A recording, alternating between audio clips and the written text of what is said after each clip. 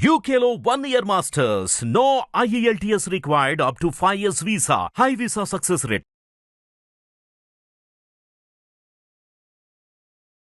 నమస్తే. ఎన్నో ఆధ్యాత్మిక కార్యక్రమాలు మనం నిరంతరం మన ఛానల్లో ప్రసారం చేస్తూనే ఉన్నాం. మీ నుంచి కూడా విశేష స్పందన లభిస్తోంది. అందులో భాగంగా ప్రతి మాసం మారింది అంటే ప్రతి ఒక్కళ్ళు చూసేది రాశి ఫలితాలు. మన రాశి ఎలా ఉంది, ఏ నక్షత్రానికి ఏ విధమైనటువంటి పరిహారాలు చేసుకోవాలి, ఈ విషయాలన్నీ అబ్జర్వ్ చేస్తూ ఉంటారు. చక్కగా ఫాలో అవుతున్నారు. మీ కామెంట్స్ కూడా చాలా అంటే చాలా ఉత్సాహాన్ని ఇస్తున్నాయి. అందులో భాగంగానే మనం కార్యక్రమం లాస్ట్ మంత్ కూడా చేస్తున్నాం, బిఫోర్ లాస్ట్ చేస్తున్నాం, ఇలా చాలా కార్యక్రమాలు చేస్తూ ఉన్నాం రఘుప్రియ గారితో. దసరా మహోత్సవానికి సంబంధించి కూడా విశేషమైన ఆదరణ లభిస్తూ ఉంది. అందులో భాగంగా మనం ఈ మాసానికి అంటే అక్టోబర్ మాసానికి సంబంధించి మేషరాశి మొదలు మీనరాశి వరకు వివిధ రాశుల వారికి ఏ విధంగా ఉంది, ఎలాంటి పరిహారాలు చేసుకోవాలి, దైవారాధన విషయంలో ఎలాంటి దైవాన్ని ఆరాధిస్తే మంచి జరుగుతుంది, ఇవన్నీ చెప్పడం జరుగుతుంది. చక్కగా నోట్ చేసుకోండి, పాటించండి. మీకు ఇంకా ఏమైనా డౌట్స్ ఉంటే కామెంట్ బాక్స్లో తెలియచేయండి. రఘుప్రియ గారిని మీరు జ్యోతిషరీత్యా లేదా వాస్తుకు సంబంధించి కలవాలి అనుకుంటే స్క్రీన్ మీద కనపడే నెంబర్కి కాల్ చేయండి. నమస్తే. నమస్తే అండి.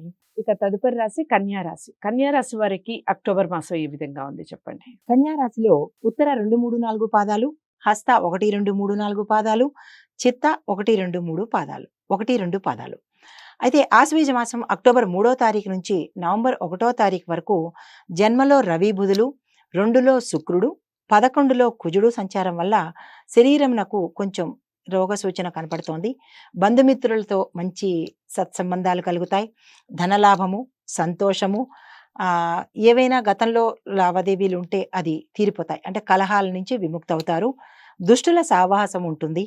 వస్త్రలాభము, ధనలాభము, భూలాభము, స్త్రీ వల్ల సుఖము లభించును.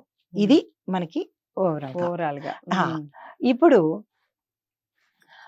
స్నేహితుల వల్ల కొంచెం మాట పట్టింపులు వచ్చే అవకాశం ఉంది. స్నేహితులతో తగు జాగ్రత్తగా ఉండాలి. ఆర్థిక ప్రయోజనాలు ఉంటాయి. శుభకార్యాలు చేస్తారు. విందు వినోదాల్లో పాల్గొంటారు. ఉద్యోగస్తులకి ప్రమోషన్లు, దూర ప్రయాణాలు, బదిలీలు, రావాల్సిన బకాయిలు ఏమన్నా ఉంటే కనుక ఈ మాసంలో వచ్చేస్తాయి.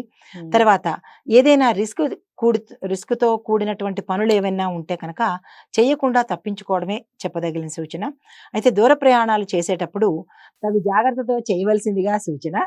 అయితే ఏదైనా ఒక పని గురించి కానీ వెళ్ళేటప్పుడు మీరు మీ సింహద్వారం నుంచి, ఏ సింహద్వారం నుంచి ఉంటున్నారో ఆ సింహద్వారం నుంచి కాకుండా వీలైతే తూర్పు నుంచి వెళ్ళండి, లేదా ఉత్తరం నుంచి వెళ్ళండి.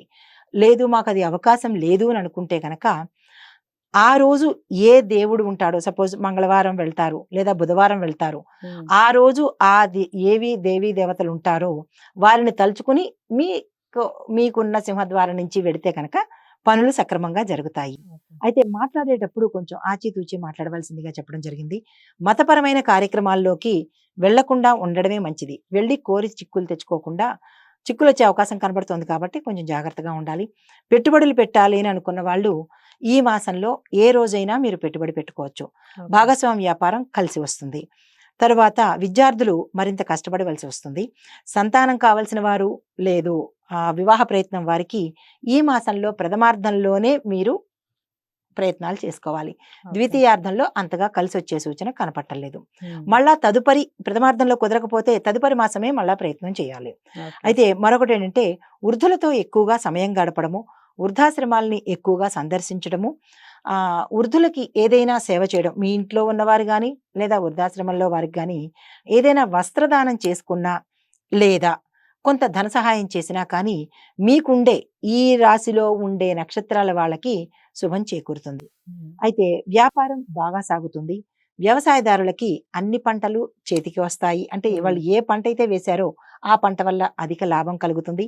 పౌల్ట్రీ రంగం వారికి, తర్వాత నర్సరీ రంగం వాళ్ళకి, వీళ్ళందరికీ ఎవరైతే ఉన్నారో వాళ్ళందరికీ అధిక ధనలాభం కలుగుతుంది. అప్పులు నిరభ్యంతరంగా చేసుకోవచ్చు. ప్రభుత్వం నుంచి సహాయ సహకారాలు మీకు అనుకున్న టైంలో వస్తాయి. ఉద్యోగస్తులకి బదిలీలు ఉంటాయి. వద్దు అని అనుకుంటే కనుక ముందుగానే అప్లికేషన్ పెట్టుకుంటే వారు మీ సూచనను మన్నించే అవకాశం ఉంది. అయితే ఏరియర్స్, మీకు రాని బకాయిలు ఏమైనా ఉంటే కనుక ఈ మాసం తీరుతాయి. ఏమైనా పాత రుణాలు ఉంటే కనుక ఈ రుణాలు తీరిపోతాయి. కొత్త రుణాలు చేయవద్దు అని చెప్పడం సూచనగా జరిగింది.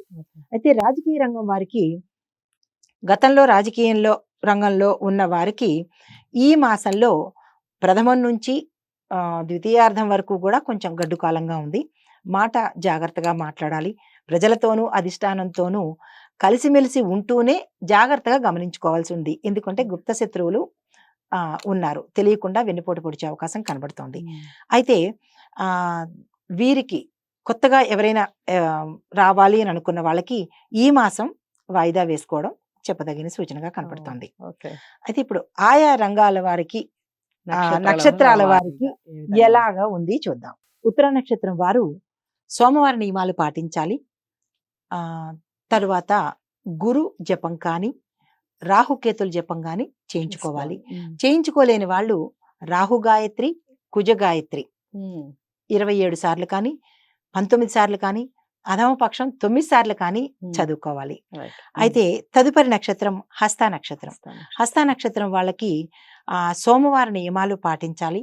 సోమవారం నాడు బియ్యం దానం చేసుకోవాలి. చంద్రుని దర్శించాలి. ప్రదోష సమయంలో శివుడికి అభిషేకం చేయించుకోవచ్చు.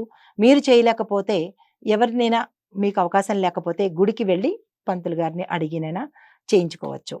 అయితే తదుపరి వాళ్ళకి చిత్తా నక్షత్రం వాళ్ళకి శుక్రవారం, గురువారము, మంగళవారము ఈ 3 వారాలు కొంచెం జాగ్రత్తగా ఉంటూ, ఆ నక్షత్రాలకి ఎవరైతే, అంటే ఈ వారాలకి ఎవరైతే అధిపతులో వారి నియమాలను పాటించుకుంటూ మాంసాహారాన్ని నిషేధించి, మంగళవారం సుబ్రహ్మణ్యేశ్వర స్వామిని, గురువారం నాడు దత్తాత్రేయుణ్ణి, శుక్రవారం నాడు అమ్మవారిని, ఈ 3టిని ఒకే రోజు చేసుకోవాలి. అంటే మంగళవారం సంబంధించి, ఈ వారాలకు సంబంధించి ఆయా వారాల్లో ఆ పరిహారాలు చేసుకోవాల్సిందిగా సూచన చెప్పడం జరిగింది. చాలా చాలా చక్కగా వివరించారు. నక్షత్రాల వారీగా ఏవైతే చెప్పారో అవి ఖచ్చితంగా నోట్ చేసుకొని ఆ పరిహారాలు పాటించే ప్రయత్నం చేయండి. కన్యా రాశి వారికి కూడా మాసం అంతా బాగానే ఉంది, ఆందోళన పడాల్సిన అవసరం ఏం లేదు. ఏదేమైనప్పటికీ జాతకాలని పరిశీలించుకోవాలి. పరిశీలించుకొని ఆ నక్షత్రాల వారు ఆయా పరిహారాలు చేసుకుంటేనే శుభ ఫలితాలు ఉంటాయి. మరి మీరు జాతకాలు పరిశీలించుకోవాలి అనుకుంటే స్క్రీన్ మీద కనపడే నెంబర్కి కాల్ చేయొచ్చు. రఘుప్రియ గారు అందుబాటులో ఉంటారు. మీకు అపాయింట్మెంట్ కూడా లభిస్తుంది. వీడియోని లైక్ చేసి షేర్ చేయండి. ఛానల్ని సబ్స్క్రైబ్ చేసుకోండి. తదుపరి రాశితో మళ్ళీ కలుద్దాం. నమస్తే.